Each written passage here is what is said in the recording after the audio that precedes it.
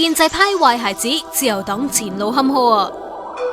田少因為應用一句叫 CY 考慮落台而面臨被搣柴，絕對應該發生嘅。呢句以前講嘅，尋日消息一出之後，本地政商界都超級 shocking 啊！田少就潛咗水啦。唔緊要，我爭取多好呢個咪先啊！咪呢家嘢，我哋隨時 ready 俾你講感受嘅。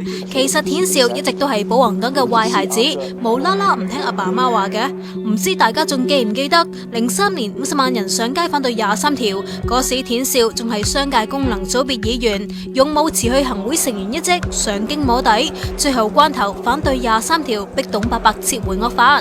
一夜間，田少做咗人民英雄，呢個光環仲帶起佢同周朗兩個第2年嘅立會選舉喺直選勝出。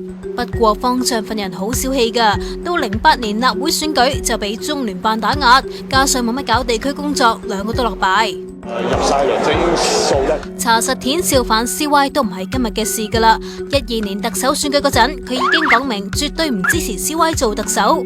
自由黨又曾經對 CY 嘅不信任動議投棄權票，搞到 CY 要下令所有司局長杯葛自由黨舊年嘅黨慶。我哋真係估唔到啊！件事情會演變到今日啊，咁激烈。呢啲嘢又有邊個估到啊？有自由黨黨員相信田少要諗諗自己嘅政治生命同黨嘅前景。俾阿爺咁搞法，佢哋嚟緊2年嘅選舉，睇嚟都好難打得贏啦。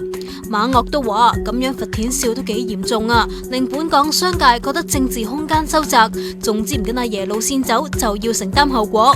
質疑中共統戰，連少少言論自由都唔俾啊！真係自由黨都冇自由啦〜